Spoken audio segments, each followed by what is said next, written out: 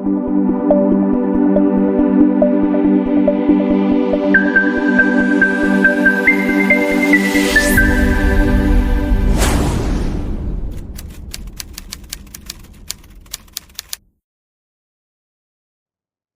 all.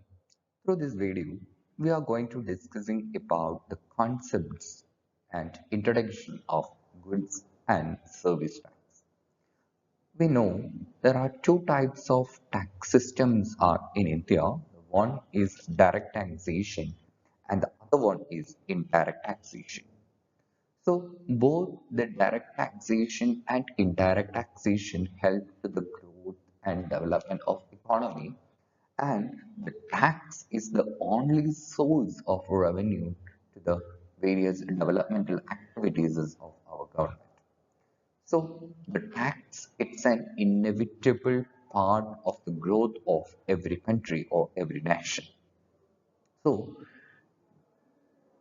it's already discussed that there is two types of tax systems are there. The one is direct taxation and the other one is indirect taxation. In direct taxation, the taxes like uh, income tax, wealth tax are covered in the direct tax system. But in the indirect taxes, earlier there are many indirect taxes are there, and later all these indirect taxes are clubbed, and these taxes are comes under in a single roof. That tax system is known as the goods and service tax. Okay, so this video we are going to discussing about the concepts that like the introduction of goods and service tax, then introduction of goods and service tax, then the meaning and a definition of goods and service taxes in India, and the features of goods and service tax, advantages and disadvantages of goods and service tax systems, and the taxes subsumed under GST or the taxes covered under the GST structure, and GST structure, CGST, SGST, and IGST model. Okay, first let me discuss about the concept of taxation. What's tax? Tax, that's we already said that tax is an important source of the revenue, and it's help to the growth and development of every nation and every country. Without taxation or without the tax systems, the growth and development of country, it's not work out. So tax, it's a mandatory for the growth of nation, and whether it's a developed country or underdeveloped country or developing country, the tax system or the tax or the charging of taxation, it's important. Okay, so the first one, what's the meaning of taxation? So tax, it's compulsory or it's a mandatory fee or the financial charge levied by the government on an individual or an organization to collect revenue for public work and providing bus facilities and infrastructure. And this collected funds is then used to fund different public expenditure programs. So normally the tax, either it's a direct tax or it's an indirect tax, it's a mandatory fee, it's a compulsory fee that's collected by the government from public.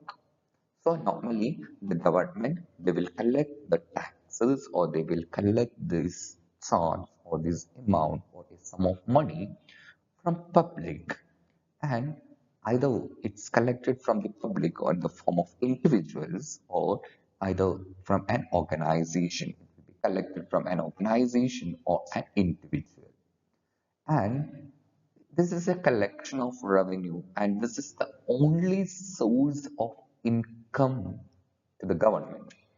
And this is utilized for the different public work and different infrastructural development of our country. We know that our nation or our country, it's a developing country. So for the various kinds of development, we required fund and financial support either in the infrastructural development or in the education sector development like service sector development. So fund is inevitable part for the development of our nation, and the tax is the only source of finance, or it's the only source for the uh, development of, or the expenditure of this development, this kind of development. And normally they will charge, or they will collect this money, or they compulsorily, or they mandatorily charge this fund from various institutions or from public in the form of direct taxation or in the form of indirect taxation, and they will utilize this money for various developmental activities like infrastructural development, educational sector development, etc. So the collected fund is then used to different public expenditure programs. So the public expenditure programs includes like educational programs, health sector development, then other developments like educational, health, infrastructural, public administration. So the tax is the source of revenue that used for the growth and development of our nation. So simply, it's a mandatory fee that's collected or charged by government on an individual or an organization. It's not as okay. The next is the difference between direct taxation and indirect taxation. We already mentioned that there are two types of tax systems in India. One is the direct taxation and the other one is the indirect taxation. Okay, then what's the basic difference between the direct taxation and indirect taxation? First one, it's clearly evident in the name itself. One is direct and the other one is indirect. Okay, and why it says that direct taxation and indirect taxation? In the first one, it's those taxes are directly paid, or those taxes are directly pays to the government, or the government directly collect the taxes, those taxes from individuals or public.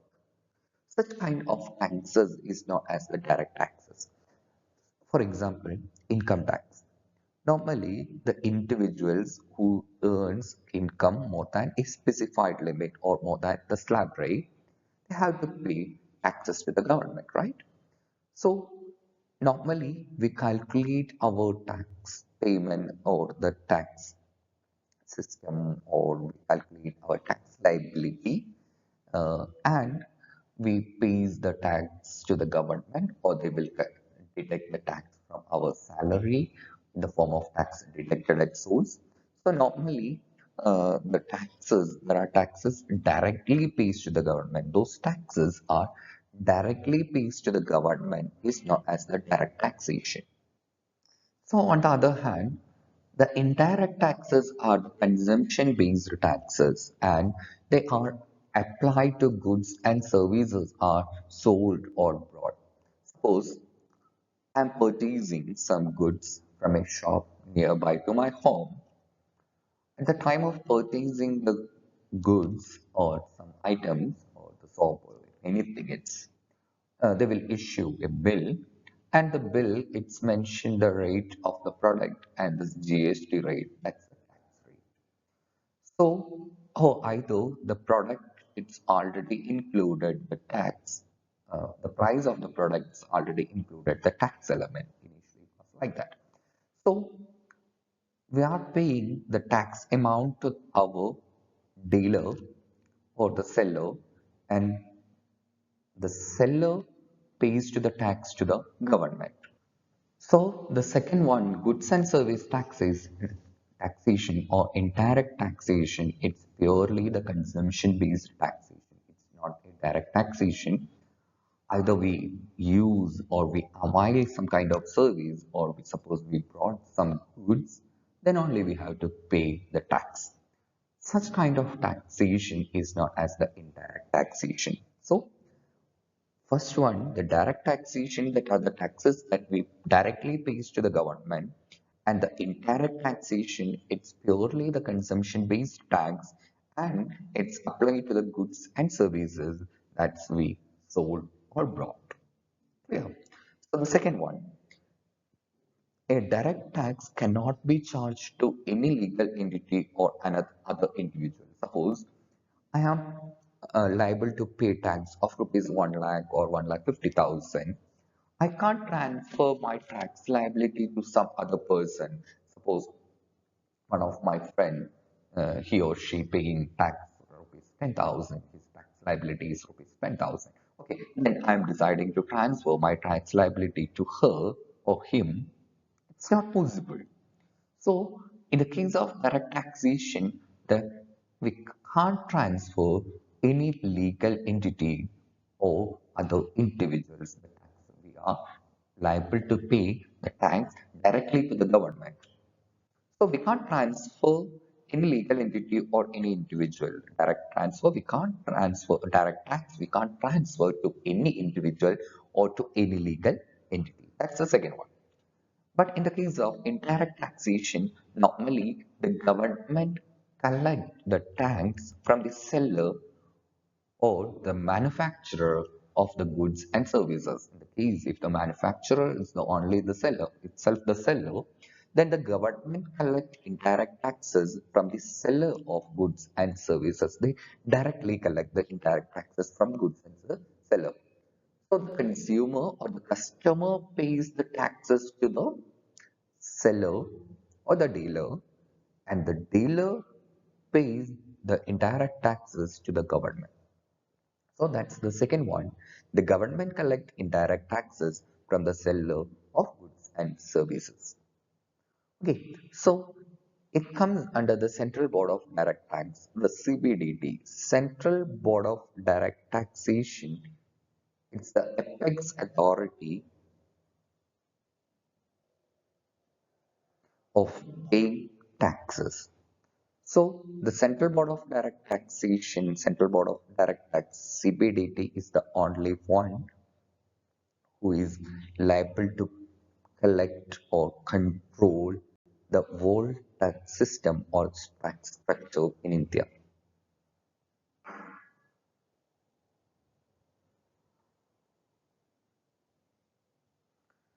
So the seller collect that in the case of indirect taxation, the seller collect the tax from the end user of goods and services. Normally the seller collect the tax from the user and the seller pays the tax to the government. And in the case of direct taxation, income tax and wealth tax are the examples of direct taxation. But in the case of indirect taxation, many indirect taxes are there. But right now, there is only goods and service tax. And initially, it was the value added tax and any other kind of taxes are there. So these are the differences between the direct taxes and indirect taxes. Okay.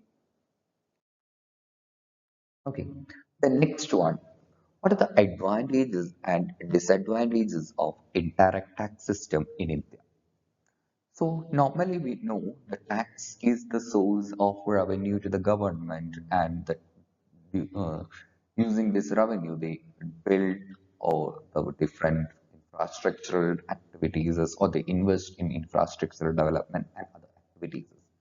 So the advantages and disadvantages of goods and service tax system or the indirect taxation include the advantages. The first one is promote equality among the taxpayers. When I am availing that particular service, or suppose I am purchasing that product, I have to pay the tax. Otherwise, it's not mandatory to pay the tax. Okay, so there is an equality among the taxpayers. If you are using that service, if you are using that product, you have to pay the tax. So it provides or promote an equality among the taxpayers.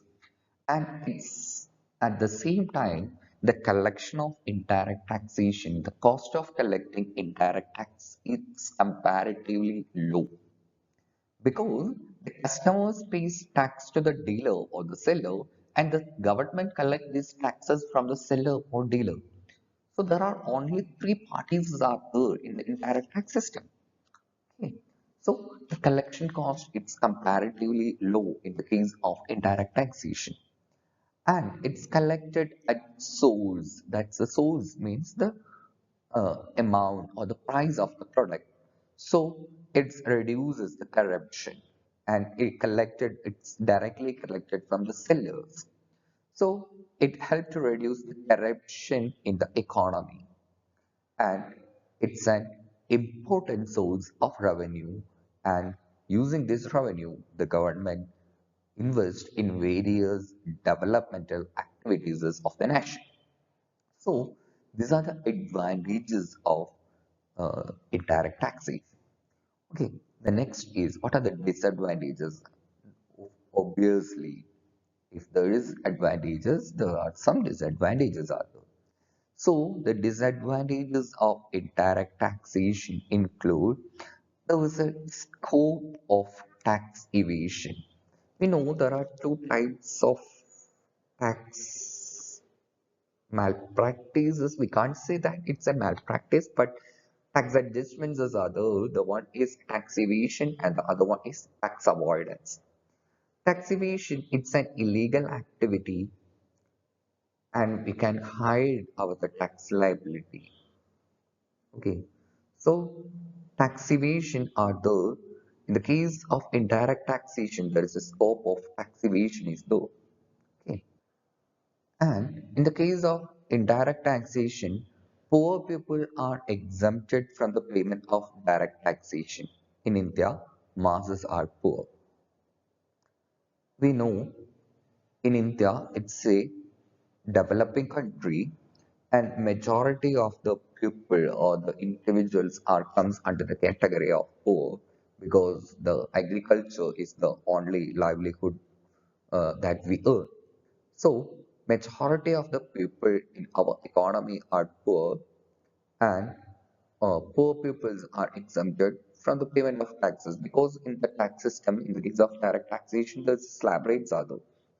Okay, so uh, majority of them comes under the category of below poverty line, and they are exempted payment of taxation. And in India, majority or the massive of the peoples are poor, and the taxpayers has undergo several formalities and procedure. In the case of direct taxation, while paying the direct taxation, there are many formalities are there. We have to make the tax consultant if the individuals every individuals they don't have that kind of knowledge of tax computation, tax liability, tax slab rate and all. So we need to help, we need to take assistance from someone, right? So the tax, uh, there are some tax consultants are there. So we'll go and take assistance from the tax consultants. So there are several formalities as are there. We have to fill the forms, 12A, 16, something like that. So taxpayers have to undergo several formalities and procedures. And when the taxes are too high, it's discourage investment because suppose in an year my tax liability is rupees 2 lakh, it reduces my investment or it reduces my saving capacity, right? So it negatively or adversely affect the saving capacity of an individual too. So these are the advantages and disadvantages of tax system in India.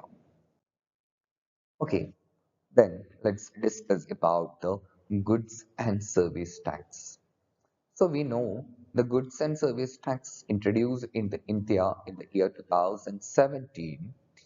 It's an indirect taxation or it's an indirect tax system and levied on supply of goods and services. It's charged on levied on all the supply of goods and services. The tax law has replaced many indirect tax systems and indirect tax laws that previously existed in India. That's what I said. Initially, there are many indirect taxes are there like value added tax, service tax, the health tax, etc.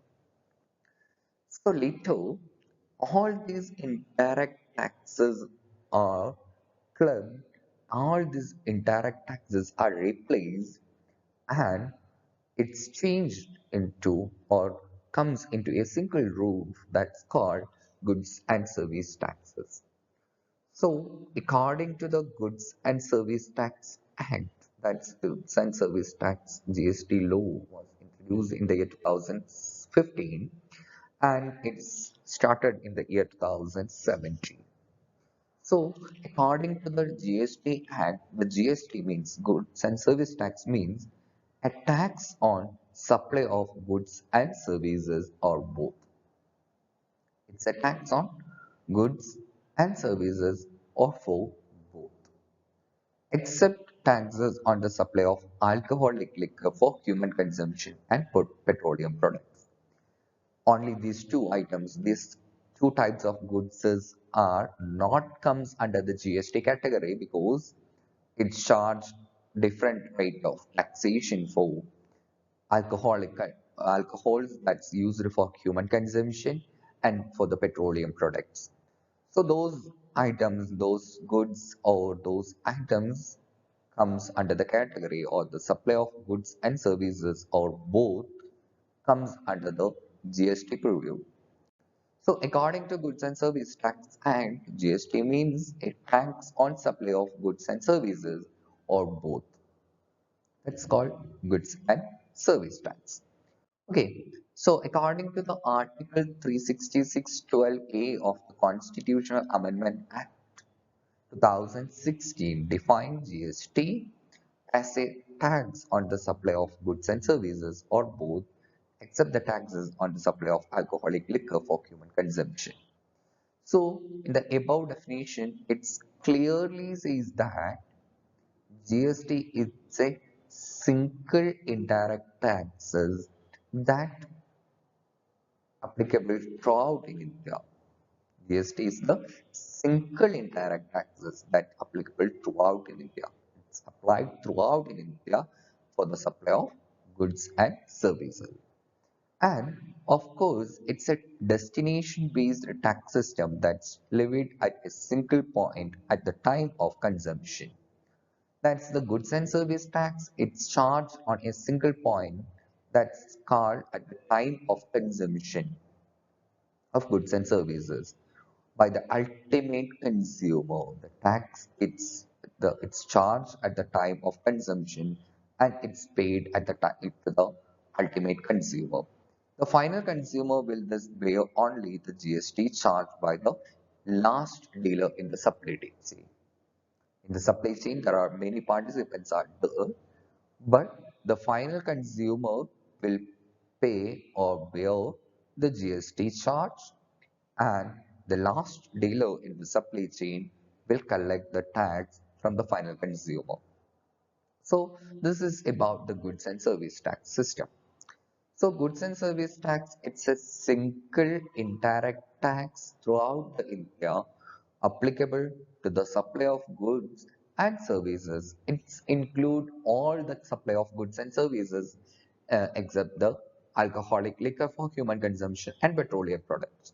All other goods and services are comes under the category of GST. Okay, so it's a tax, destination based tax, and it's charged at a single point of time of consumption of goods or services by the ultimate consumer. That's called GST. Clear? Okay. Then the features of GST includes it's an indirect taxation. That's we already said it's an indirect taxation that are levied on goods and services. And they are regressive in nature. They are regressive taxation. Regressive means equality. It's once we use the product or service, we have to pay tax. Okay, they are consumption based too. And there are specific taxation and ad valorem taxation. The specific amount are there and the value of the taxes are changed according to the value of the product. That's ad valorem. It's maybe changed. and it may be charged in the different levels, and finally those who are the final consumer is liable to pay the tax, and the final dealer who is liable to collect the tax. So these are the features of indirect taxation, and it's helped to simplify our tax structure, and it's create a unified national market or its equality in our market, and eliminate the cascading effect or the double taxation of our nation, and promotion of the business or the economic development of the nation. So these are the needs or importance of GST. So through this video, we have discussed about the basics of tax systems in India and the different direct and indirect taxations, and the what is goods and service tax, what are the advantages and disadvantages of tax system in India, and what are the features of goods and service tax, and the need and importance of goods and service tax, and how this goods and service tax help to the economic development of our nation. Hope you got an brief idea about the indirect taxation and goods and service tax in India. Okay, we will discuss the later we'll discuss the basic ideas about the indirect taxation in the and other things in the coming videos. Thank you.